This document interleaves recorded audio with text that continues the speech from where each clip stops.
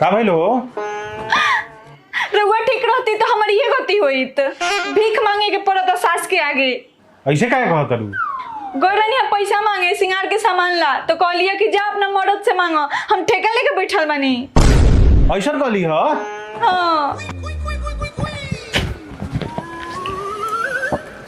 थैला पैसा जा शॉपिंग कर ला। आज के बाद उनका से मत मांगी। हाँ ठीक बा।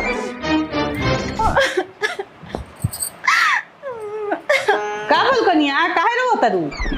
रउआ जब जानत रहनी है कि राउर बेटा एक नंबर के कंजूस बारन त काहे बियाह कइनी? हमर करम फूट गइल। काहे ऐसे काहे बोलता तू?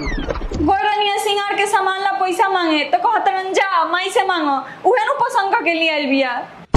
ऐसा कहलक ह? हाँ। हेलो पैसा